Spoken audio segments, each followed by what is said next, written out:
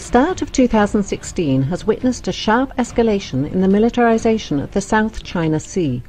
The cause of the escalation is multifaceted and comes from both regional and international quarters.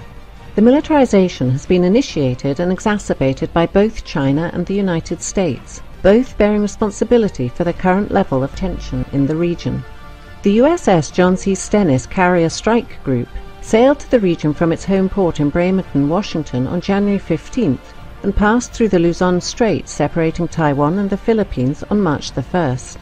The Stennis is accompanied by the guided missile cruisers, the USS Antietam and the USS Mobile Bay, as well as the guided missile destroyers USS Stockdale and USS Chung Hoon. The Antietam is based at Yokosuka, Japan, and was ordered off its normal patrol to join the Carrier Strike Group. The 7th Fleet flagship, the USS Blue Ridge, is also in the area, having docked in Manila on March the 4th. Trilateral talks were held on board the Blue Ridge on March the 5th between the US Navy, Japanese Maritime Self-Defense Forces, and the Philippine Navy. The key subject of discussion was how the three nations can work together to confront China in the South China Sea, promote security and stability in the region, and develop future multilateral training and exercises. The current deployment of the Stennis CSG to the region follows the previous deployment of the USS Lamson guided missile destroyer to the Spratly Islands last October, and the USS Curtis Wilbur to the Paracel Islands in late January of this year. The US has also increased surveillance flights over the areas by P-8 Poseidon patrol aircraft, as well as in one case B-52 strategic bombers. The navies of China and Vietnam fought a naval engagement for control of the Paracel Islands in 1974, which resulted in China's de facto control of the islands. China has established a military presence on Woody Island since that time, and has engaged in an extensive expansion of the base in recent years. Woody Island now has an extensive military airbase with a number of newly built hangars and munition storage buildings. In February, satellite surveillance revealed the deployment of 2 batteries of HQ-9 surface-to-air missile launchers, as well as supporting vehicles such as an engagement radar and the Type 305B ASAR acquisition radar on the northern end of the island. Last November, China announced the deployment of J-11 fighters to Woody Island.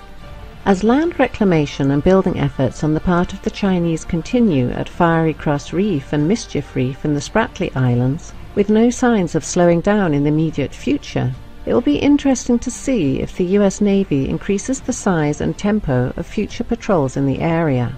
With the Royal Australian Navy taking delivery of its second Canberra-class LHD, HMAS Adelaide, on December the 4th of last year, and the first of 2 Makassar-class LPD vessels built by Indonesia for the Philippine Navy, the BRP Tarlac, launched on January 17th of this year, the US Navy may soon be bolstered by more powerful regional navies in future patrols.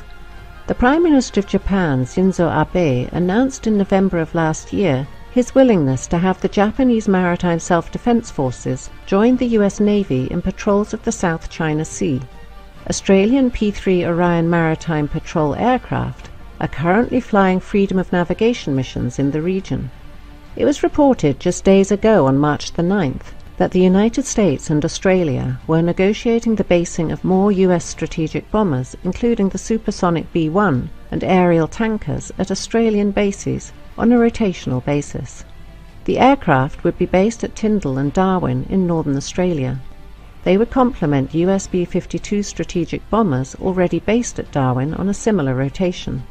As the brinkmanship continues, with no signs of either China or the United States backing down, the chances of a military confrontation in the South China Sea, whether calculated or accidental, continue to grow with each passing day.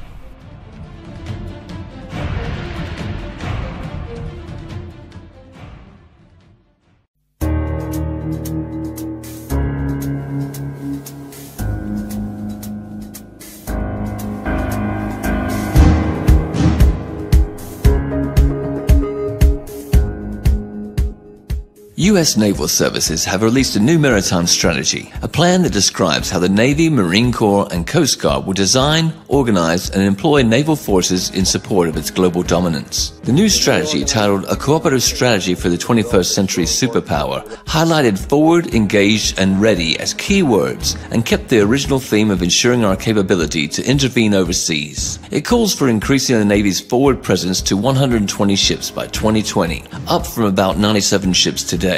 This includes forward-basing 4 ballistic missile defense destroyers in Spain and stationing another attack submarine in Guam by the end of 2015. The Navy is scheduled to increase presence in the Middle East from 30 ships today to 40 by 2020. The strategy reinforces the continued need to strengthen the partnerships and alliances by stressing the importance of operating in NATO maritime groups and participating in international training exercises. The U.S. strategy emphasizes operating forward and making proxies across the globe, especially in the Indo-Asian Pacific region.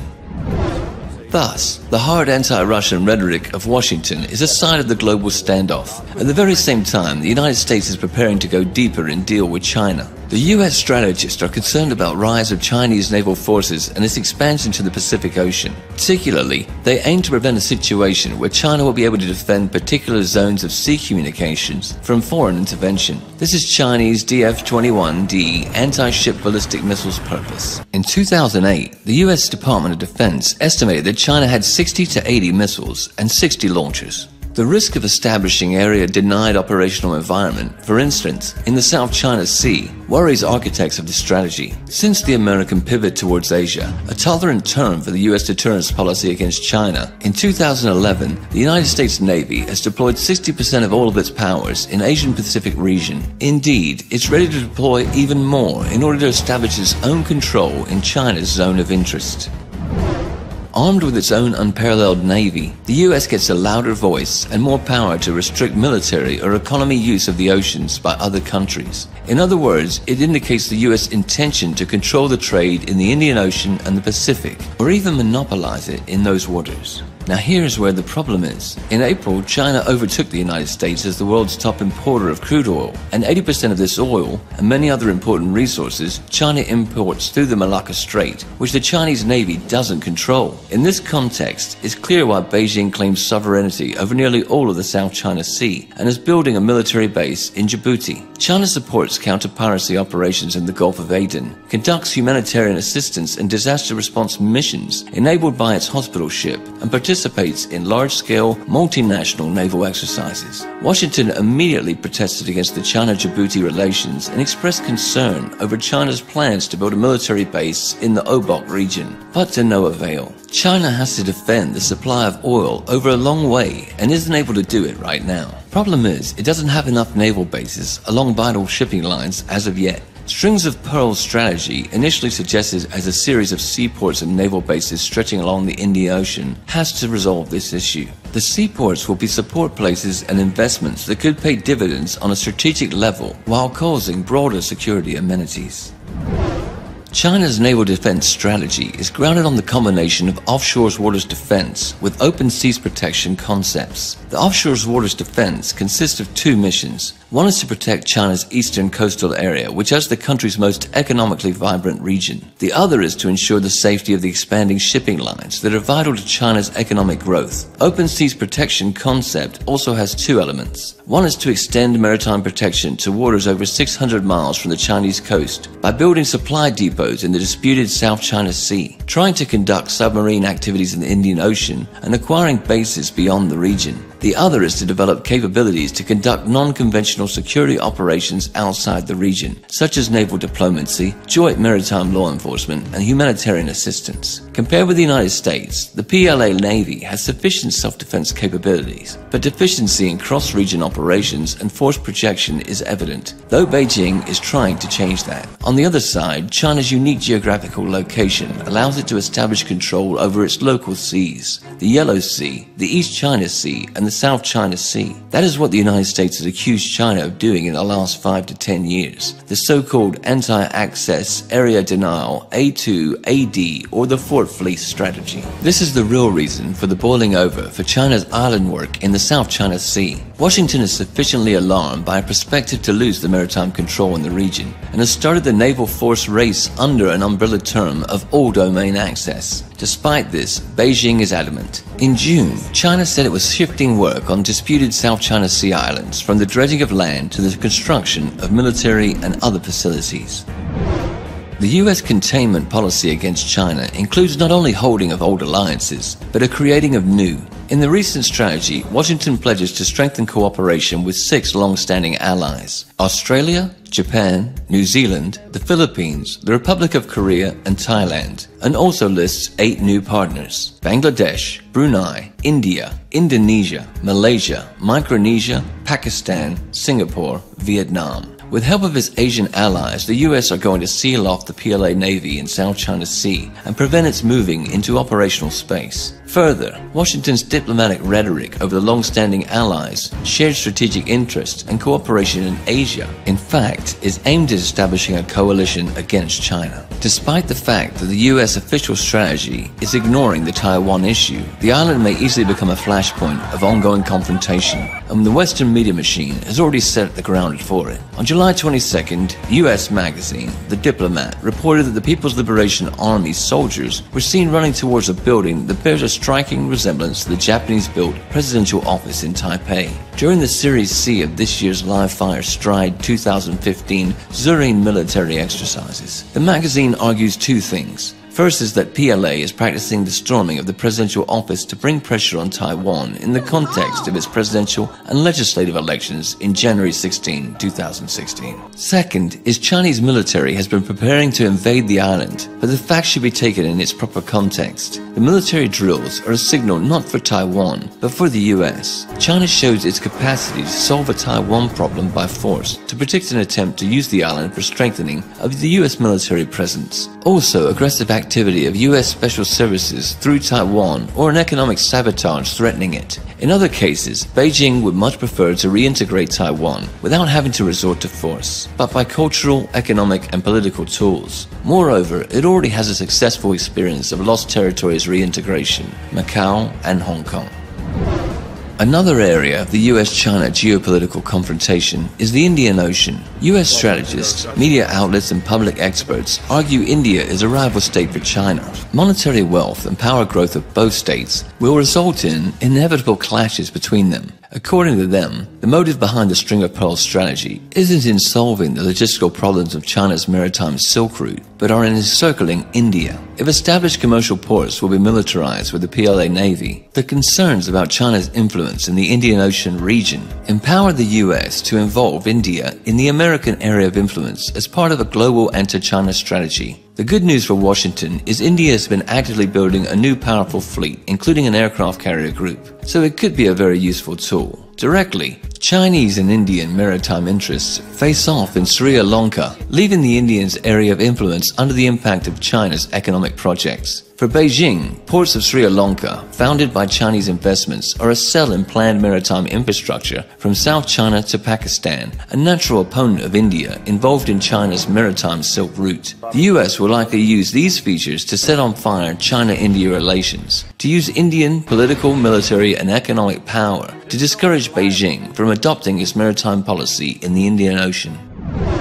The US's strategic purpose is to seal off the PLA Navy in the South China Sea and prevent its moving in operational space and encircle China by land. In this order, the US holds old and new alliances with nations in the Indo-Asia-Pacific region. The US media machine has already started information aggression against China-Taiwan relations in order to support the rise of Washington's influence on the island. Meanwhile, American Special Services will try to fuel Pakistan and Sri Lanka in order to make a triangle where the US and India oppose China in the Indian Ocean region. With Washington's support, the tension will also raise in the South China Sea, where Malaysia, Taiwan, Vietnam, Brunei, and the Philippines claim maritime territory. The US naval services will constantly strengthen their presence there in the Indian Ocean, in the Pacific Ocean, while preparing to deal a crushing blow to Beijing. China will answer with its fortress fleet strategy in its local seas by building a powerful Pacific fleet and putting into practice the Maritime Silk Route project infrastructure in the Indian Ocean, all the while developing the relations with the Russian Federation in Eurasia. Also, India and China can absorb a lot of profit from the mutually advantageous cooperation. The only thing that they need for it is a mediator to start a constructive dialogue. Russia, which has a good fellowship with both, may become that mediator. This will solve the tensions in the region and allow the nations to go on to further development.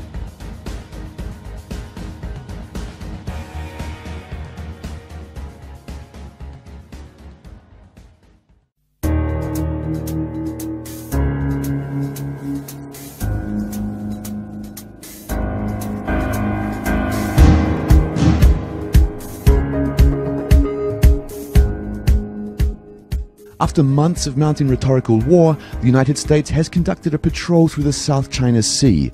On Tuesday, the guided missile destroyer USS Lassen transited the area, sailing within 12 nautical miles of at least 2 China-made islands. A Chinese guided missile destroyer and a naval patrol ship shadowed and gave warnings to the US warship. Then Chinese Vice Foreign Minister Yang Zhesu summoned US Ambassador Max Baucus, lodging serious representations and expressing strong discontent over a US warship patrol. Beijing's attitude was that the US threatened China's sovereignty and security interests. In turn, Washington has demonstrated with this action that it rejects China's claim that the built islands mark Chinese territorial waters. Indeed, it wasn't the first public confrontation of the US and China.